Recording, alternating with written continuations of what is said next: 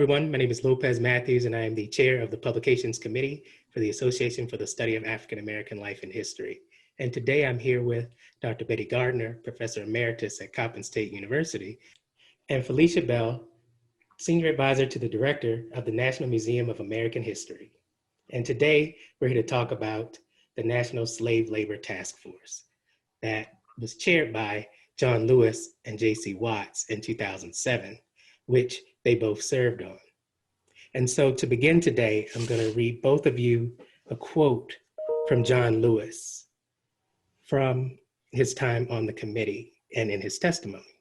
And in it, he says, "We look back today, not to open old wounds, but to ensure that we tell the story, the complete story, the whole story of those slaves so their toils are never forgotten. Slavery is a part of our nation's history of which we are not proud. However, we should not run away or hide from it.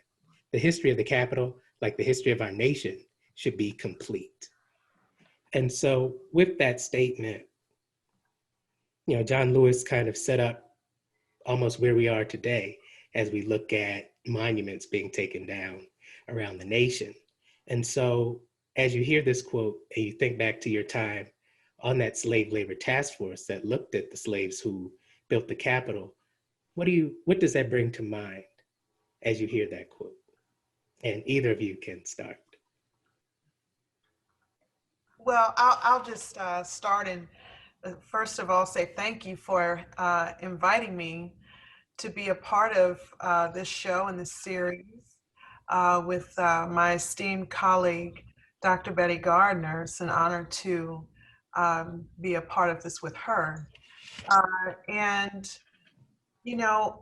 Thank you also for invoking the words of Congressman John Lewis and setting the tone for our conversation. His words are always inspiring. And so, I remember serving and on this task force, it allowed I was a graduate student at the time at Howard University here in Washington, D.C. And it allowed for me to use my dissertation topic, which was about the enslaved labor that was used to build the U.S. Capitol building, to help in his effort to identify who built the Capitol and to recognize those individuals. And so hearing those words from him reminds me of all of the effort that the task force committed to that recognition, and also to at the time, the Capitol's Visitor Center was under construction and completion, and so the task force, particularly Congressman Lewis, wanted to in some way recognize the enslaved labor in the Visitor Center. And so what the task force ended up concluding was that the main hall of the Visitor Center, which at the time was just called the Great Hall, and so they wanted that hall renamed. And so they decided to name it Emancipation Hall. Also within the Visitor Center was an exhibition that included information about how the building was constructed. And so the use of enslaved labor, that story was also told in that setting. So all of this was to bring about awareness to visitors to the Capitol who had previously not necessarily been informed through any literature they received or any guided tours. They may not have been told about the labor used to construct the Capitol.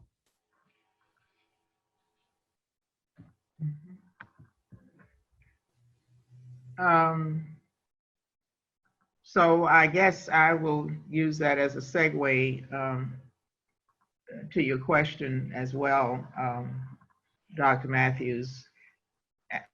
I think that having this conversation today with my esteemed younger colleague, Dr. Bell, is certainly important, and in having this as a part of this series, I think is important, because when you look at the fact that now more than a decade ago, the Congress realized the necessity for acknowledging the labor that had been done in the building of the Capitol by slave laborers, and I know that this was an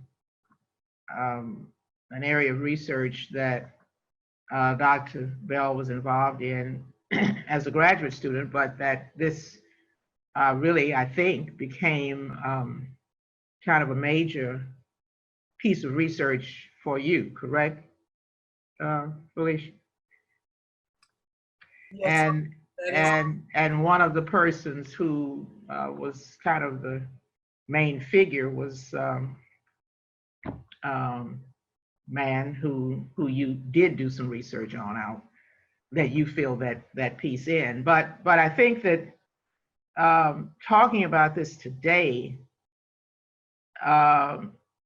is certainly important, and in some ways very troubling, because now we're at such a very different place. Oh yes. In telling the history of America and African Americans, and to think that again Congress recognized, and I imagine certainly Congressman Lewis had a role to play in sort of pushing that effort. But you look at that, and it was certainly important to do. And as I said, now here we are sort of struggling to get any part of the African American story fully told. I mean, it's just such a strange and different time. So that was important. And in addition to Dr. Bell, Dr. Lonnie Bunch was a part of the task force, and had a statement that day at the hearing. In addition to other members of the committee that were mainly from Congress. I think there were only about 3 or 4 of us that were not. And I certainly felt it was an honor to be on the committee that he was chairing, and that it spoke to, again, I think, his broader understanding, that is Congressman Lewis's understanding of African American history. Certainly, we see him and we focus him in the civil rights movement, which was his major role. But it was he who, as you said in that statement, talked about how important it was for people coming to the Capitol, and I would say for those serving at the Capitol, to really know this story. So I think that was tremendously important, and I'm glad that at least on Asala TV, it will kind of be reintroduced into people's understanding, because it was important. It was important to do that, and so hopefully, and I have not been to the Visitor Center lately, but hopefully that story is still being told, because it really is important. But it's also, I think it's important for visitors to understand perspective, right? Mm-hmm. For visitors to understand that you don't just end up with members of Congress walking around the Capitol today and they came from out of the sky. Mm-hmm. So they need to understand the length and breadth of the Black experience at the Capitol, that it began with enslaved labor, okay? and that it began with critical labor because of what was put into the Constitution, that there would be a federal seat of government on the Potomac, and that there would be a seat for Congress, a building, by 1800. So had it not been for enslaved labor building that Capitol and having construction completed in time, it would not have been done, because the European labor that was used struck often because they wanted more pay. It was then, as it is now, very expensive to live in Washington, D.C. So they were striking quite frequently for increased pay and assistance for their tools that would break, or, and they wanted more compensation. So they often struck and stopped working. But enslaved labor was a captivated audience, if you will. So they knew that that could be a workforce that could be used and readily available to have construction completed in time. Mm-hmm. So with that being said, Felicia, I want to ask you how Philip Reid sort of fit into your research and the work that you did on slave labor in the Capitol. Well, and it's important we mention him, and just so your viewers know that there were so many other enslaved craftsmen as well contributing to the labor, building walls, trenches, and moving materials, and there were all kinds of craftsmen doing work, and also, of course, the dreadful work of working in those quarries at Aquia Creek in Stafford County in the middle of winter, the most difficult time to coax stone from the earth. But Philip Reid was instrumental in what we see now as in the Statue of Freedom atop the Capitol Dome. And so he worked with his owner, Clark Mills, who was a sculptor and had a foundry in Bladensburg, Maryland. And Mills owned 11 enslaved people. He was from South Carolina. He purchased Philip Reid there for $1,200 and taught him the work of the foundry, and so how to cast bronze. And once Mills moved to the Washington, D.C. area, he was commissioned to cast the statue of Andrew Jackson in Lafayette Park.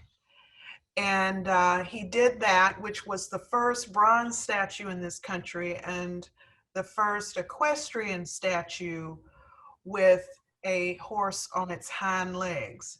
Mm-hmm. So this was a phenomenal feat for a man who was self-taught.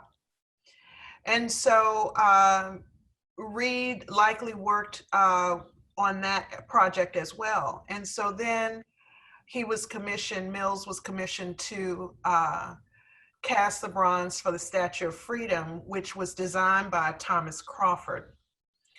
So when the statue arrived in DC, because it came from Rome, where it was sculpted, and then it arrived in 6 parts, in 6 crates. And so there was an Italian worker who was there at the dock at the time, and he knew how to move it and to put it together so that the pieces would all connect properly, but he wanted more compensation for that. So Mills says, well, I have, my enslaved people right here who could do that. So Philip Reid was then tasked to put the statue together, and he did so using a pulley and tackle So you're using technology now. This very skilled man, Philip Reid was, and so use that to put the statue together, and then worked in the foundry. And we know from the records, keeping fires under the molds there in the foundry, which was a brick building in an octagon shape, and very little ventilation. And when you're working in a foundry, even today, now we have all of these, protective gear and everything, but back then they didn't. And so he would have had to keep those fires up overnight and constantly. So it's very hot and very unpleasant, to put it nicely. So very hazardous labor, actually. So he did that. And Reid was actually paid $1.25 a day. Now, that is because he worked on Sundays. So enslaved laborers who worked on Sundays were actually paid.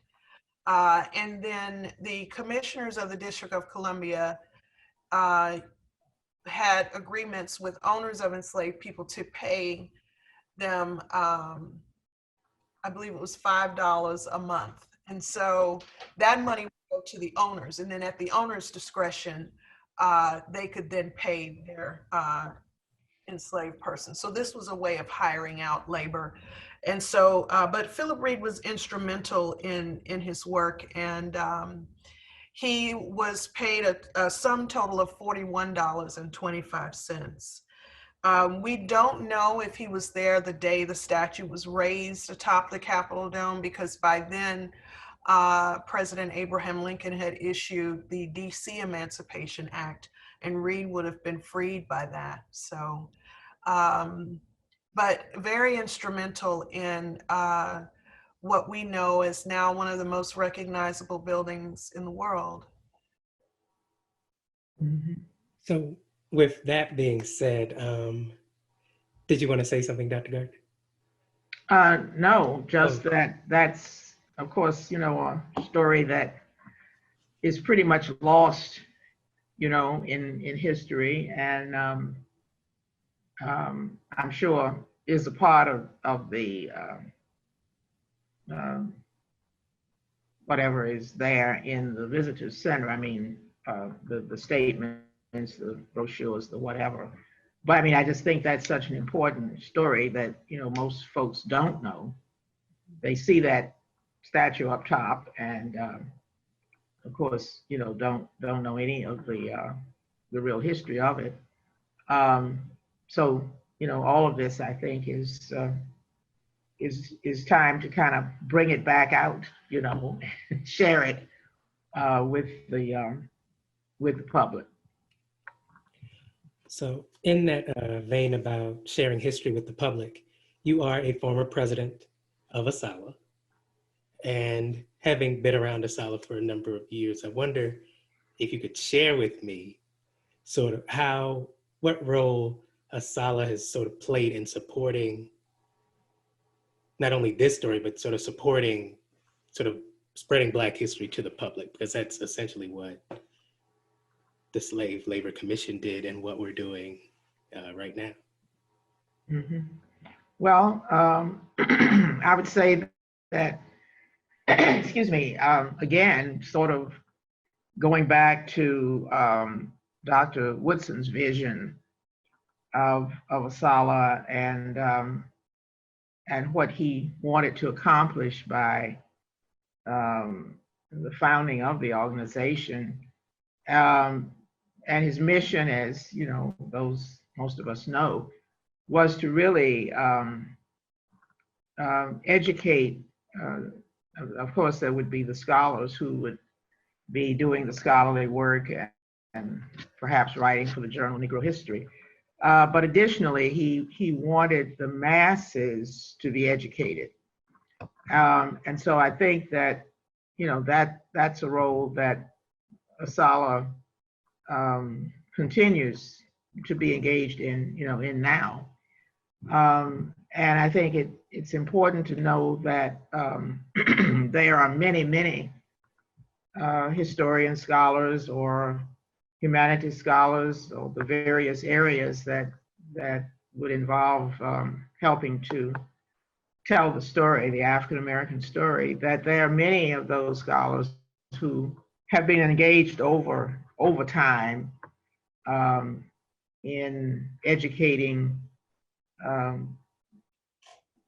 the African American population, the American population, and even more globally now in terms of African American history. And many of those scholars have also been involved in various projects, and there are several underway now with the Park Service to do a more complete job of telling the African American story within the American story. So if you look at various sites like Harper's Ferry, Fort Sumter in South Carolina, last summer, I think it was, the focus was on Virginia and the 1619 project, which was quite amazing. So, you know, there, of course, the Douglas Home here, the Bethune House, the Woodson Home.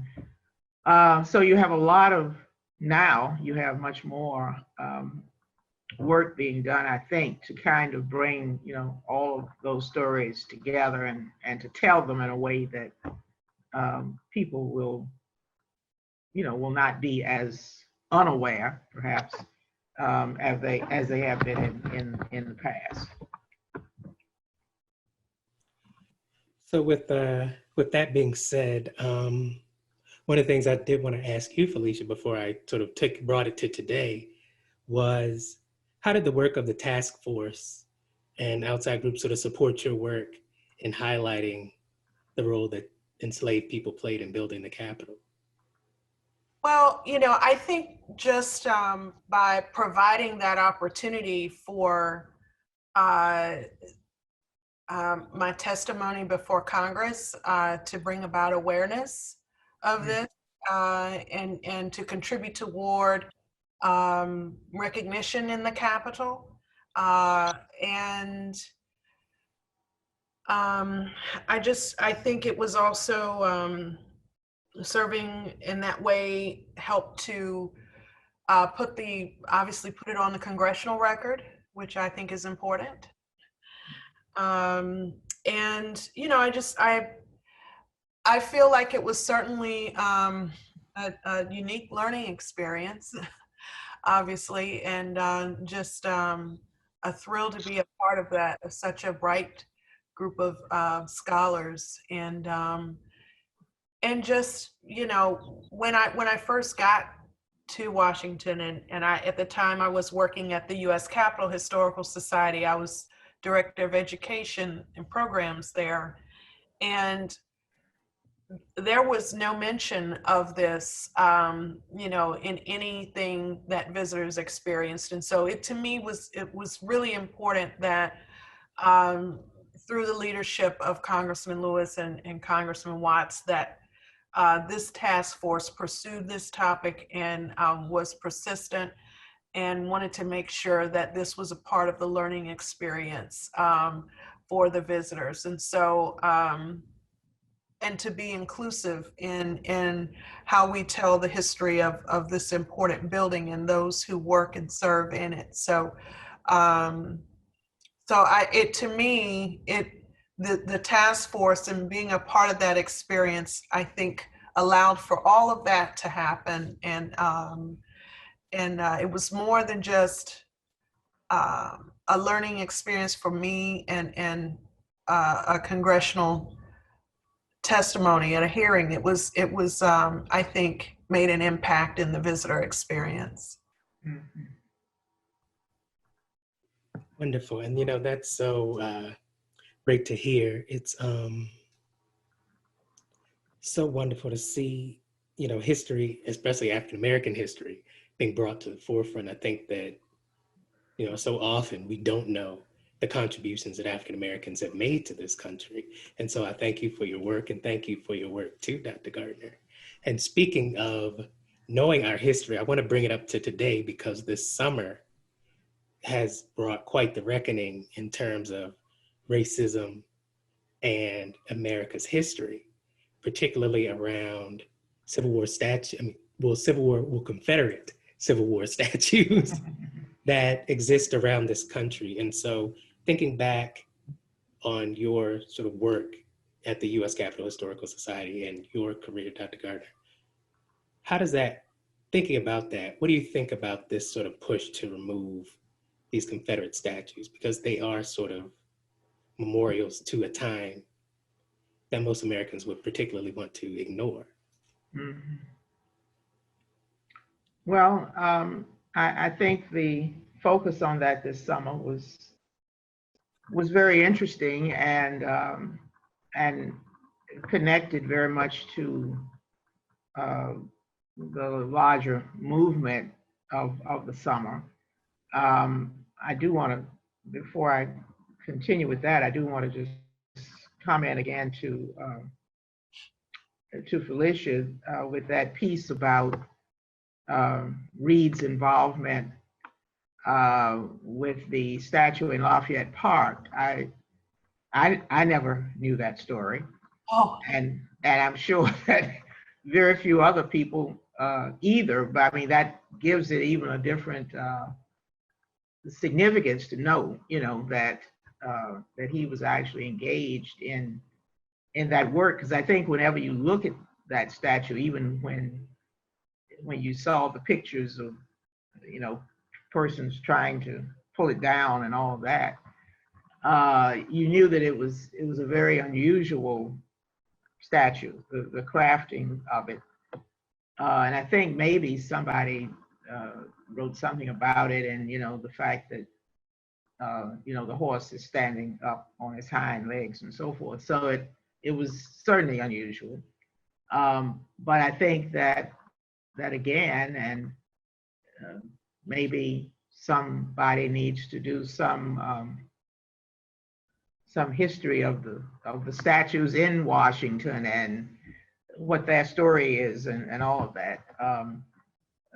But I think that certainly, the intent in terms of the Confederate statues was, perhaps was very much important to at least focus, on them. Because I think the other thing about many of those statues is that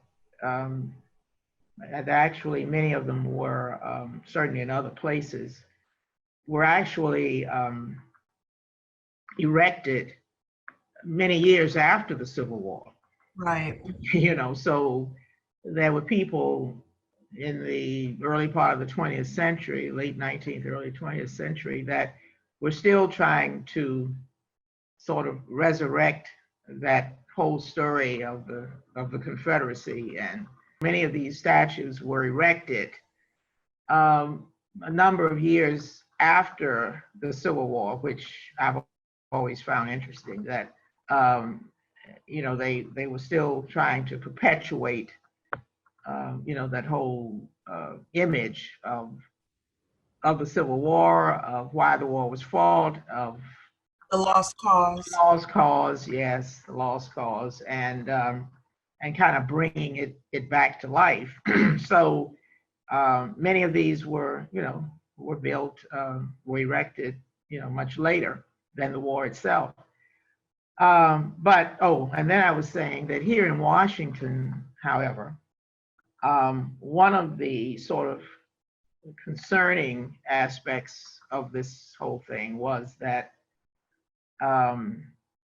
some persons, and I can't identify who or any of that, but in looking at these statues, somehow focused eventually on the Emancipation statue, it's called, which was erected in what is called Lincoln Park, a small park just off of Capitol Hill here in Washington, that has a statue of Lincoln standing with a document that is supposed to be the Emancipation Proclamation in his hands. And there's an emancipated, I suppose, slave who is kneeling there, but with chains unbroken, broken rather, not unbroken, chains broken. And I think the first impression was that here you have another, visual piece of, this white leader, man standing and the black man kneeling, etc. But while that image certainly is a bit troubling, what seemingly was not known initially was that this statue was actually paid for by former slaves and I guess free blacks and whoever in the 1870s to commemorate the emancipation of African Americans here in Washington. So after, a bit of back and forth about whether it should stand or not, that whole issue seemed to have sort of finally died down. But I do think it's important again that when you sort of get into certain, let's say, certain groups then began to look at various aspects of the African American experience and what you may want to correct about it, that it's important to try to have some background behind it, so that it may look as though this is just a part of the overall picture, but at the same time, there would have to be a little bit of a difference about it if you sort of understood the context in which this was done. So I think there's still much work to be done in sort of crafting and telling the African American story. And we may find ourselves when we emerge from this this period that we're in of having to, kind of get back into the work of really teaching African American history. And I know you can't cover everything, and you can't tell the story of everything, but I do think that some of this has been sort of lost along the way, and from what I can tell, there's still large numbers of kids who come out of public schools without knowing, very, very much history, period, and certainly not, the story of not only African Americans, but other even immigrant groups that have come to this country and have brought certain things that change the whole perspective. So that's kind of my thought about that's a long way from the statues, but I'll let Felicia bring it back to the point. I think you did a good job explaining.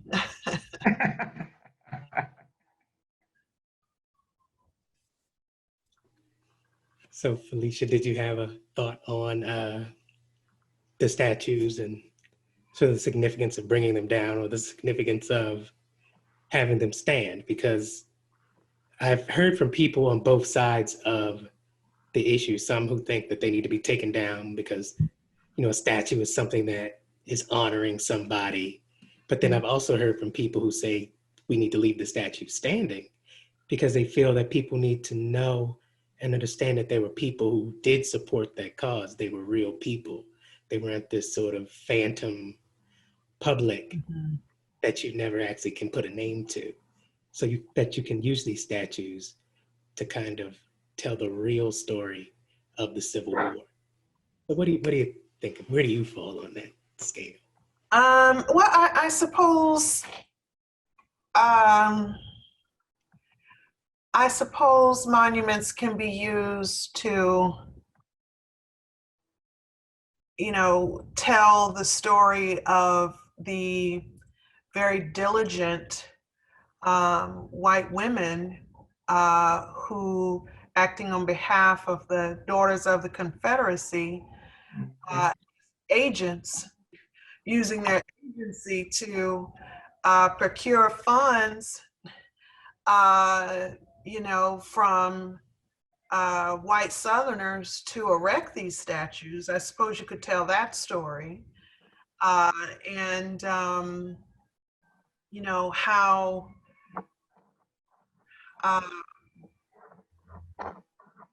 were used, as Dr. Gardner pointed out, many of them erected way after the Civil War.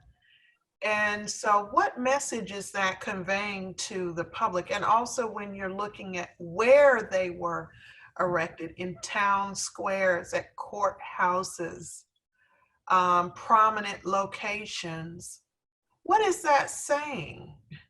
What message are they trying to get across? Is it really a message of we're trying to honor these individuals, or is it a message of, and then putting it in context of what's happening during that time with the rise of lynchings in the South, in the late 19th, early 20th century when these statues were erected. So, and just the scourge of racial violence and terror happening in the South, and then statues that were erected in states where the Civil War wasn't even fought. Mm-hmm. So I think you have to put it all in perspective and think of what can you learn from these statues, and then should there be opportunities now, or likewise there may be people today, organizations, groups, advocacy groups, who want to erect new statues that tell a different story, a more inclusive story, a truthful story, complete story. And they should be given a voice and opportunity to do that, just as the daughters did. Mm-hmm. So I think we have to give it equal treatment. And let's see what we can come up with. The Mellon Foundation, I've read, has launched a wonderful initiative to examine these statues and take a look at this and see if we need to put new statues up or take others down. So, I like that. I like that we're sort of putting things in perspective here, and allow the public to make these decisions.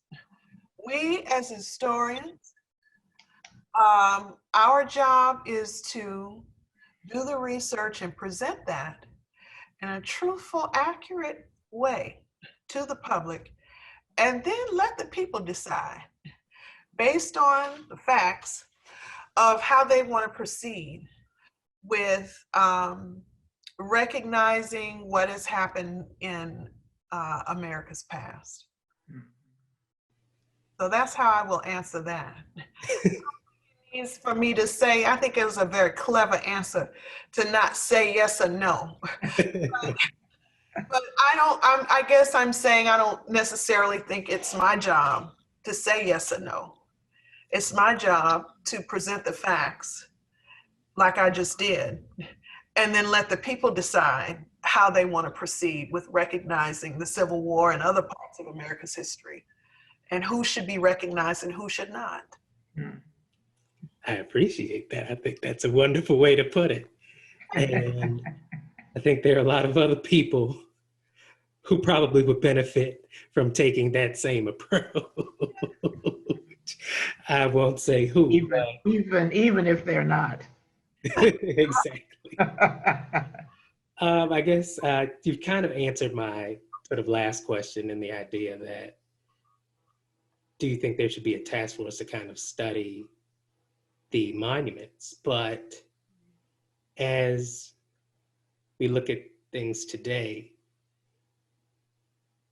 and given your work with the task force, and this might be a little more obtuse than, the slaves who built the Capitol, but do you think that there could be a task force or a commission sponsored by the federal government to look at race in America? Or do you think that would be a worthwhile effort or endeavor? Well, I mean, I think there are already, organizations and institutions doing that work. Now if the federal government wants to be specific in seeing how racism has impacted the federal government, that's different. But certainly there are institutions and organizations already doing that kind of work, examining, doing a, examination of, critical race theory. How does race impact the country's history and systemic racism, and how does it play in where we are today in terms of with mass incarceration and access to health care, access to quality public schools. So the people have already determined that work needs to be done, and there are organizations doing that work. So I don't know if there necessarily needs to be a government task force for that. Perhaps to examine what's happening in the government, yes. Yeah.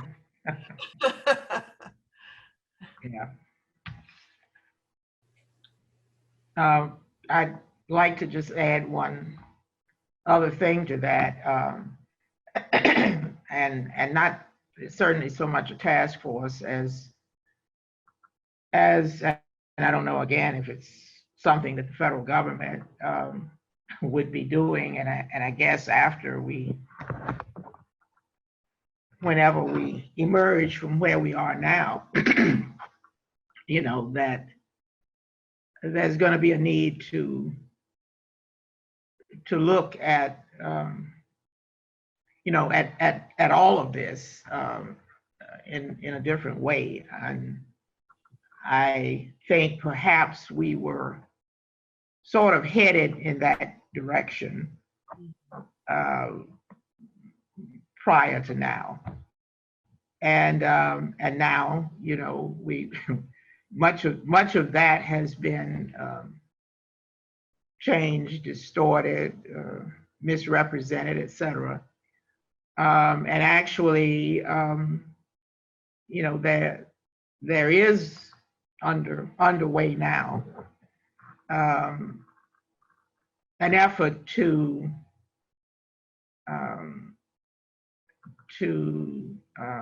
stop, I'll just use that word, stop federal agencies from engaging in any of the work of inclusion, developing programs that are supposed to make things a bit more equitable, not only in terms of those people doing the work, but what comes out of the work that they're doing, so that actually agencies are, or had been at least, supposedly bringing more diversity to the workforce, and therefore to what comes out of that work. So I think we'll have a whole new agenda to put in place, and so it'll be interesting to see how we can kind of put things back somewhat on track. And yeah, I agree with you, Dr. Gardner, and just to piggyback on that is we have to see what comes out of the work and where we end up when we get through this. But also, as I said, the people need to decide. I just told y'all hundreds of enslaved people built the Capitol. Mm-hmm. Okay. So we know that.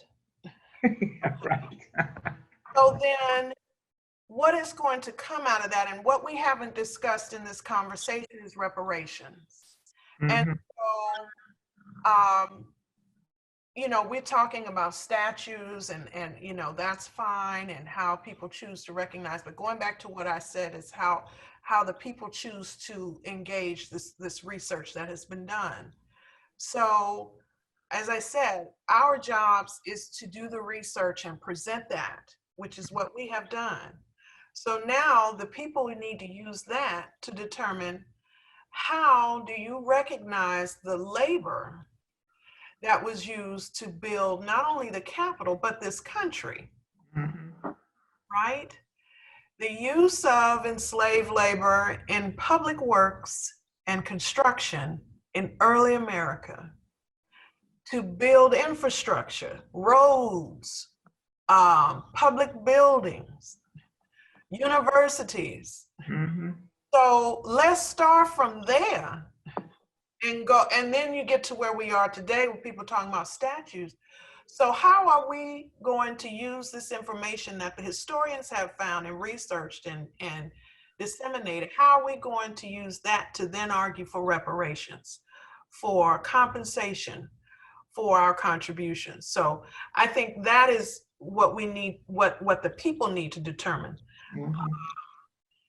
With this discussion and others that are taking place. You know, is where do we, when we get out of this, when we get through all of this, and after everything, the dust is settled, then what? Mm-hmm. Yeah, and that reparations discussion has been going on for a very long time. Yes. You know, and you know, there's no closure as such. You know, on that. I mean, do you want to do X? Do you want to do Y? You know, whatever. And in the meantime, you know, time moves on, and you're still at the discussion stage. You know, well, you know, this has been projected, or Right. this. I think even now there's maybe another bill that was introduced. It has to do with reparations. Some sort of independent organizations are sort of looking at reparations and Mm-hmm.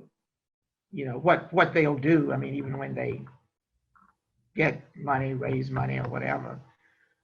So you know that there is still quite a lot to do, and hopefully the various groups, the various organizations can come together and pull the research together and see kind of what direction we can move in. And I think we've got a role now for a whole new generation of persons, researchers, scholars, etc., to engage in. But certainly there is still much to do. Oh yes. We have not yet quite put the finishing touches on any of this, and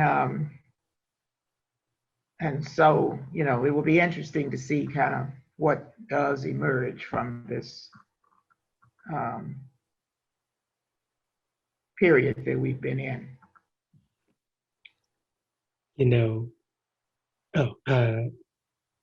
I think it's great that you point that out, Felicia, and you reminded me again of that point. Thank you again, because I wanted to quote you, Dr. Gardner, from your testimony at the Slave Labor Taskforce hearings. And you said, we shine the light of historical truth on the institution of slavery and the racism that justified it.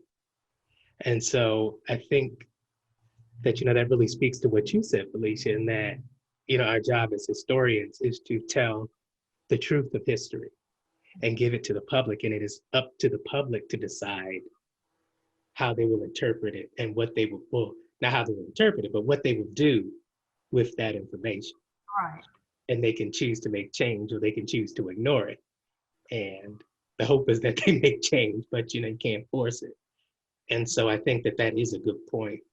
And I just wanted to thank you all for this conversation, because it has been very enlightening and informative. And I hope that those people who view it sort of take this information and do something with it, like you said. So thank you both for joining me today. Thank you. Thank you. Yes, thank you. Good to see you, Dr. Felicia. Oh, thank you.